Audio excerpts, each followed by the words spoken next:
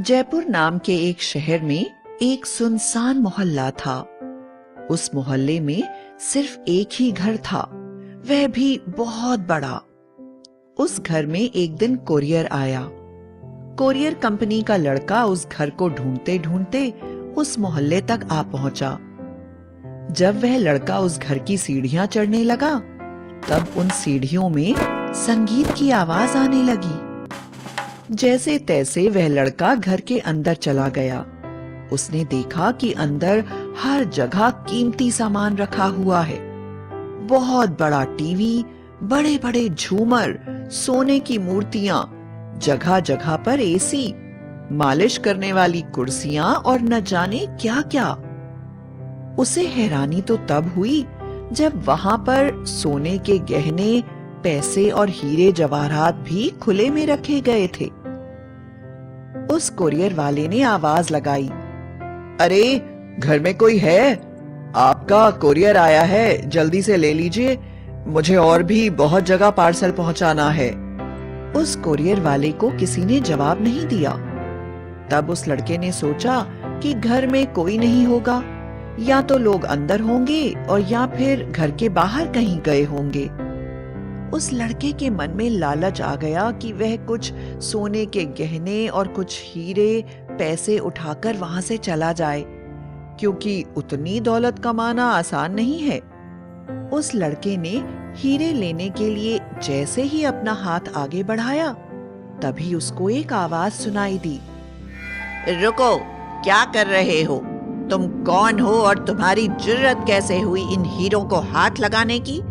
मैं तुम्हें देख रही हूं। उस लड़के ने पूछा, आप कौन हो और आप दिखाई क्यों नहीं दे रही हो? तभी फिर एक आवाज आई, मैं चुड़ैल हूं और मैं इस घर की रखवाली करती हूं। अगर तुमने यहाँ की कोई भी चीज ले जाने की कोशिश की तो मैं तुम्हें कच्चा चबा जाऊंगी।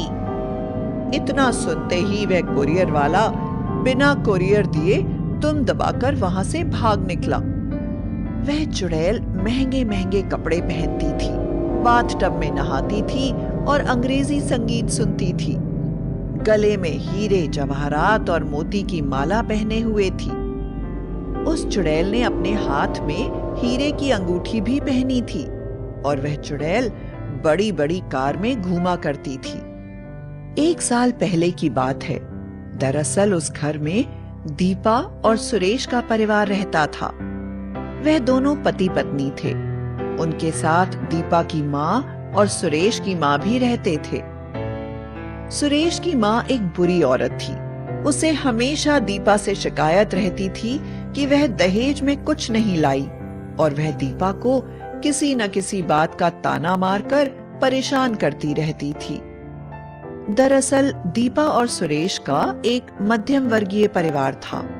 उनका गुजारा सुरेश की तनख्वाह से हो जाता था, लेकिन दीपा को अमीर बनने की ख्वाहिश थी और वह आईएएस की पढ़ाई करने के बाद अच्छी नौकरी पाकर देश की सेवा भी करना चाहती थी।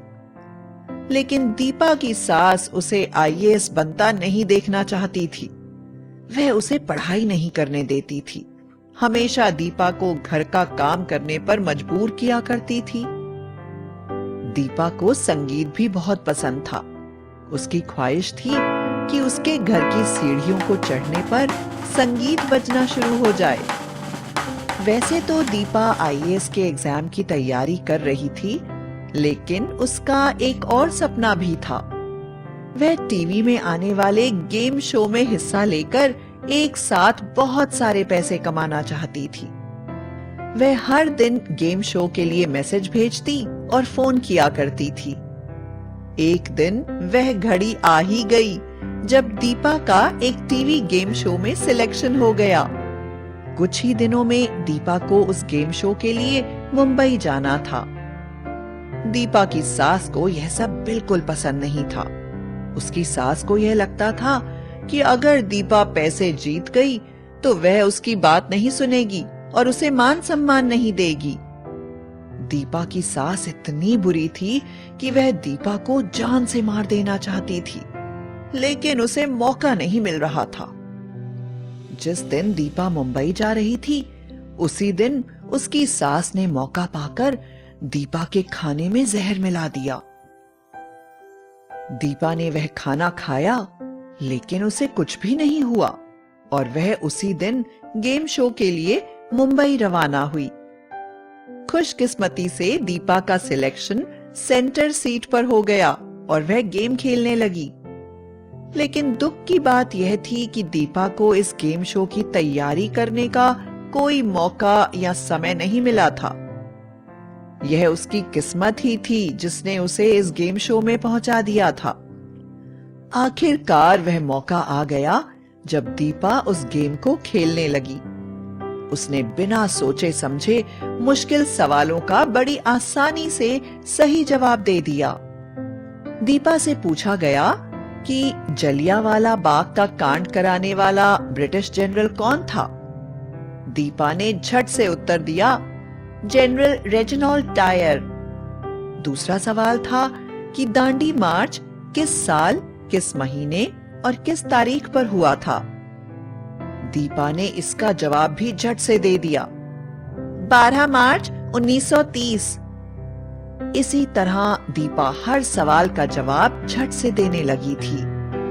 कुछ देर बाद वह वक्त आ ही गया जब दीपा गेम शो में करोड़ों रुपए जीत गई थी। वहां तालियों की इतनी गड़गड़ाहट थी कि कुछ सुनाई नहीं दे रहा था। दीपा और सुरेश करोड़ों रुपयों के साथ अपने घर जा पहुंचे, लेकिन घर पहुंचते ही उन्हें एक बात सताने लगी। दरअसल दीपा की मां कहीं गायब हो चुकी थी। उनका फोन घर पर ही पड़ा था। दीपा ने तुरंत उसकी मां का मिसिंग कंप्लेंट पुलिस में लिखवाया। खूब सारे पैसे मिलने के बाद दीपा और सुरेश ने अपने घर का नक्शा ही बदल दिया। वह अब एक ऐश व आराम की जिंदगी जीने लगे थे।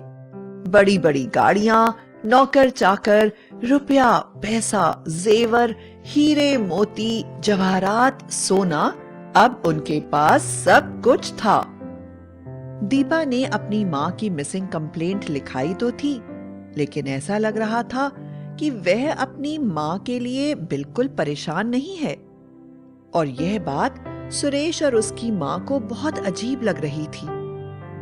सुरेश की मां एक और वजह से भी परेशान थी कि दीपा जहर खाने के बाद भी क्यों नहीं मरी। जब पुलिस दीपा से उसकी मां के बारे में पूछताछ करने आई, तब दीपा ने पुलिस के कुछ सवालों का जवाब ठीक ठाक दे दिया। लेकिन जब पुलिस ने दीपा पर ही अपनी मां को कहीं छिपा देने का इल्जाम लगाया, तब दीपा अचानक जोर जोर से चिल्लाने लगी। उसने चिल्लाते हुए बोला, तुम लोग चले जाओ, मैं तुम्हें नहीं मिलूंगी। अगर ज्यादा तफ्तीश की तो कोई भी जिंदा नहीं बचेगा। जिसने गुनाह किया है उसको उसकी सजा जरूर मिलेगी। खामखा मेरी बेटी को परेशान मत करना, उसे कुछ नहीं पता है, वह बिल्कुल भोली है। अगर दोबारा मेरी बेटी को परेशान करने आए तो अंजाम बहुत बुरा हो सकता है। दीपा का यह बदला हुआ रूप देखकर सुरेश, उसकी मां, पुलिस सभी परेशान थे।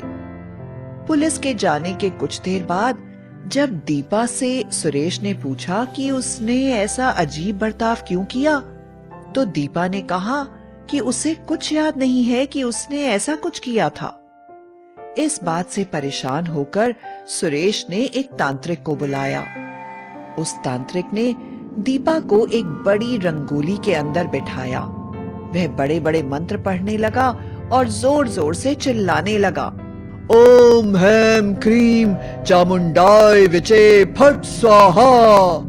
ओम हैम क्रीम चामुंडाय विचे फट स्वाहा। ओम हैम क्रीम चामुंडाय विचे फट स्वाहा। कुछ देर बाद जब तांत्रिक ने दीपा से पूछा, तू कौन है और दीपा के अंदर क्या कर रही है, तो जवाब आया, मैं दीपा की मां हूं। दरअसल मेरी समधन ने दीपा के खाने में जहर मिला दिया था। गलती से वह खाना मैंने खा लिया और मैं मर गई। मरने के बाद मैं चुड़ैल बन गई और मुझे पता चला कि दीपा को मारने की साजिश हुई थी। तभी मैंने सोचा कि दीपा की रक्षा करने के लिए मैं उसके अंदर समा जाती हूँ और मैंने उसके अंदर खुद को प्रवेश करवाया। उसके बाद उस गेम शो में मैंने दीपा को पूछे गए हर सवाल का झट से जवाब दे दिया, क्योंकि मैं चुड़ैल हूँ और मेरी जादुई शक्ति से मुझे किसी भी बात का पता चल जाता है। मेरी बेटी दीपा की एक बहुत बड़ी ख्वाहिश थी कि वह गेम शो में हिस्सा लेकर करोड़ों रुपए जीते, तो मैंने उसकी यह इच्छा पूरी कर दी। वह तांत्रिक बोला, अब तो तुम्हारी बेटी करोड़पति बन गई है, अभी भी क्यों तुमने उसे कब्जे में रखा हुआ है? तुम अपनी बेटी का शरीर छोड़कर चली जाओ। उस चुड़ैल ने कहा, मुझे मेरी समधन पर भरोसा नहीं है। वह दोबारा मेरी बेटी को मारने की साजिश रच सकती है। मैं अपनी बेटी की सुरक्षा करने की खातिर उसके शरीर में अभी भी हूँ। इतना सुनते ही रमेश की माँ ने उस चुड़ैल से माफी मांगी। उसने कहा, गलती हो गई समधन जी, बहुत बड़ी गलती हो गई। मैंने नहीं सोचा था कि वह खाना आपने खाया है। मैं दोबारा ऐसी गलती नहीं करूंगी। आप भगवान के लिए मेरे बेटे और मेरी बहू को जिंदा छोड़ दीजिए, मैं आपके पांव पड़ती हूँ। उस चुड़ैल ने कहा, ठीक है समधन जी, अभी तो मैं जा रही हूँ, लेकिन अगर आपने मेरे दामाद या बहू को किसी तरह की चोट पहुंचाई या उन्हें परेशान करने की कोशिश की तो मैं दोबारा आऊंगी। लेकिन याद रखना कि मैं अपनी बेटी का ख्याल हमेशा रखा करूंगी। मेरी बेटी करोड़पति है और उसके साथ उसकी देखभाल के लिए एक चुड़ैल भी है, करोड़पति चुड़ैल। उस दिन के बाद से दीपा का परिवार खुशी खुशी एक दूसरे के साथ रहने लगा। दीपा को एक बेटा हुआ जिसका नाम उसने दीपक रखा। दोते के पैदा होने पर चुड़ैल नानी माँ आई, अपने दोते को जी भर कर देखा और खुशी खुशी दोते को सोने का कड़ा तोहफे में देकर वापस चली गई। उन्होंने एक नया बिजनेस शुरू किया और वह काफी अच्छा चलने लगा। दीपा का परिवार दिन दुगनी और रात चौगुनी तरक्की करने लगा। वह हंसी खुशी एक अच्छी जिंदगी बिताने लगे।